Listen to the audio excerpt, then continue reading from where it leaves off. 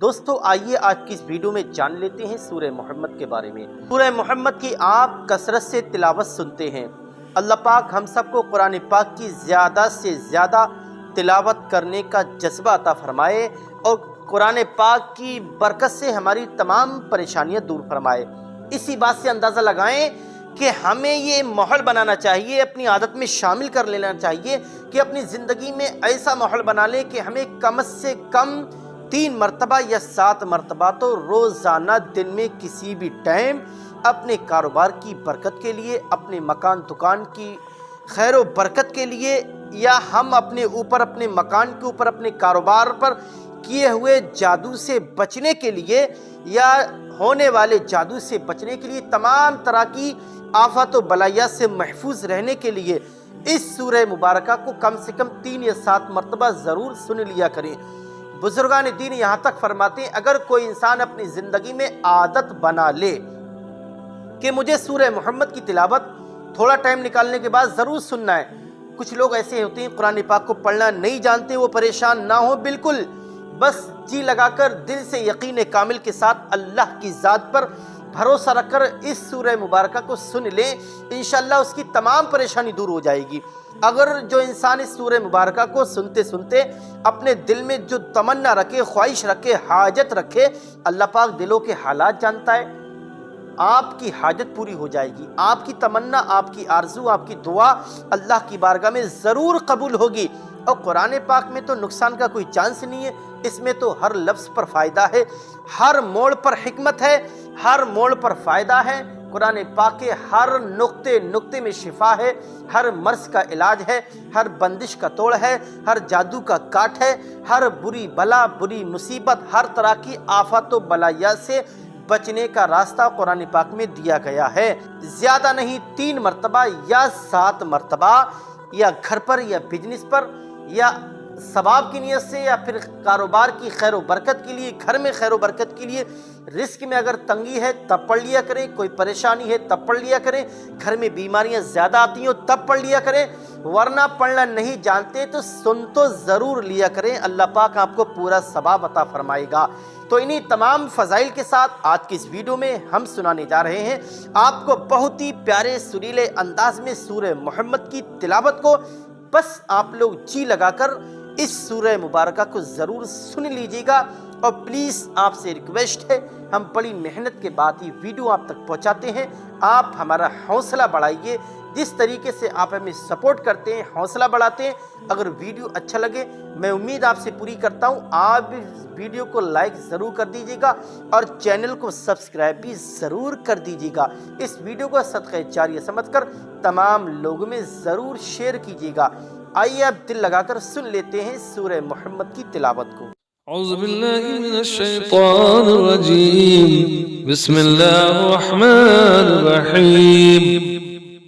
अल्लज़ीना कफ़रू व सद्दू सबीलिल्लाहि अज़ल्ल अमालहुम वल्लज़ीना आमनू व अमिलुस्सालिहाति व आमनू बिमा नुज़्ज़िला अला मुहम्मद व हुवल हक़्क़ु मिर रब्बिहिम कफ़्फ़र अन्हुम सय्यिआतिहिम व अस्लहा बालहुम ذلك بأن الذين كفروا اتبعوا الباطل وأن الذين آمنوا اتبعوا الحق من ربهم كذلك يضرب الله للناس أمثالهم وإذا لقيتم الذين كفروا فضرب الرقاب حتى إذا ثخنتموهم فشدوا الوثاق فإما منا بعد وإما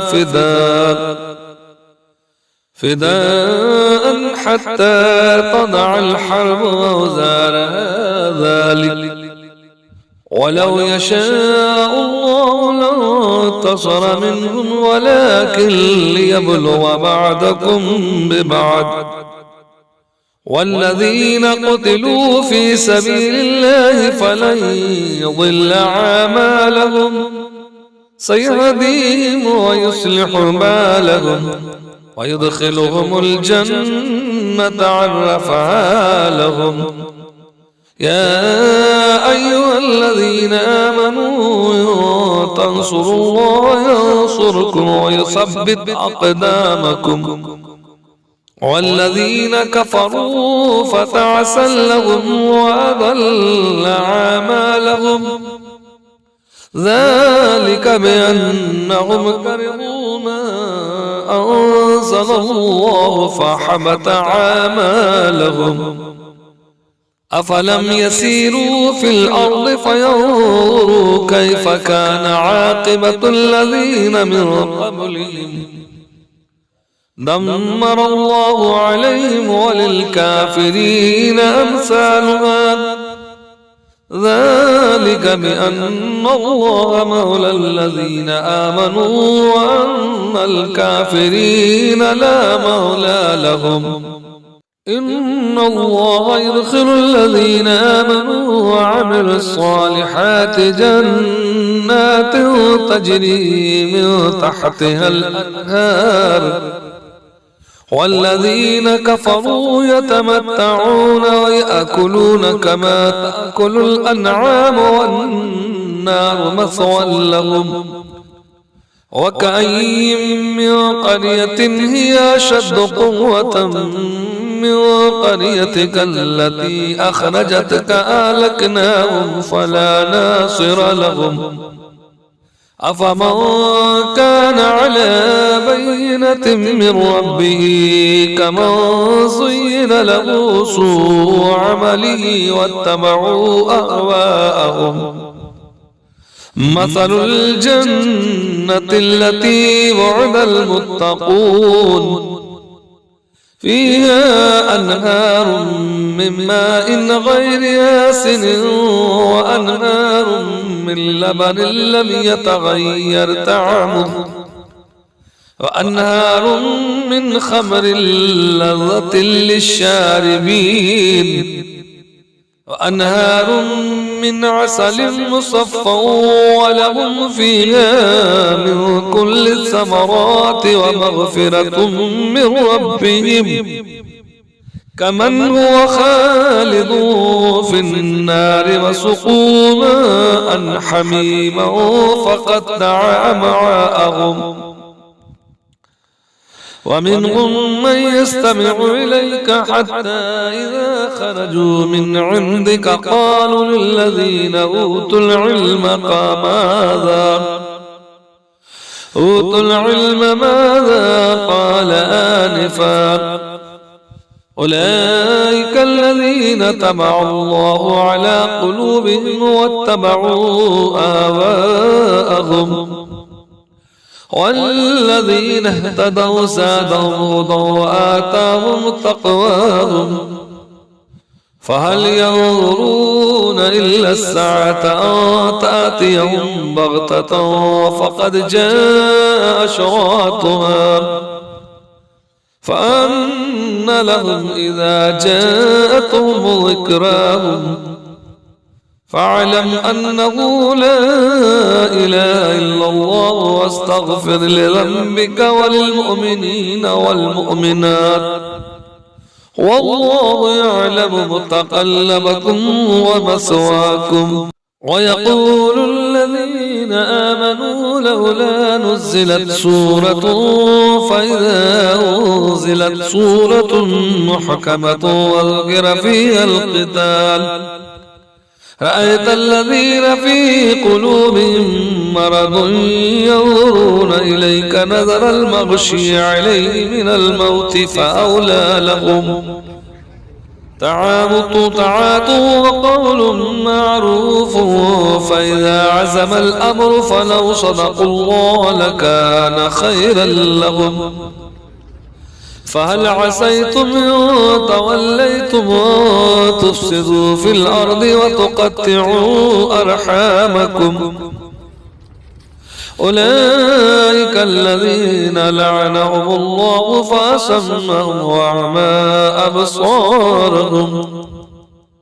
أفلا يتدبرون القرآن أم على قلوب أقفالها إن الذين ارتدوا على أدبارهم من بعد ما تبين لهم الهدى الشيطان سول لهم وأملى لهم ذلك بأنهم قالوا للذين كرهوا ما نزل الله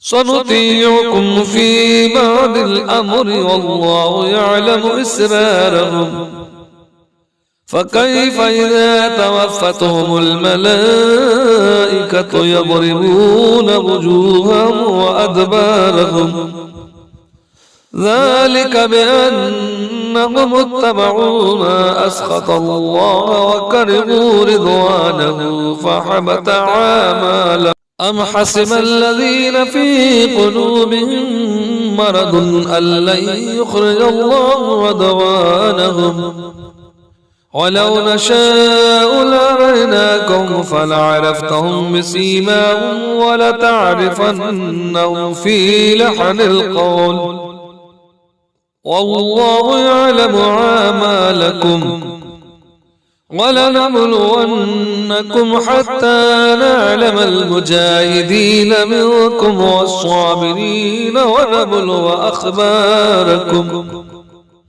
إن الذين كفروا وصدوا عن سبيل الله وشاقوا الرسول من بعد ما تبين لهم الهدى لن يضروا الله شيئا وسيحبط أعمالهم يا أيها الذين آمنوا أطيعوا الله وأطيعوا الرسول ولا تبطلوا أعمالكم إن الذين كفروا وصدوا عن سبيل الله ثم ماتوا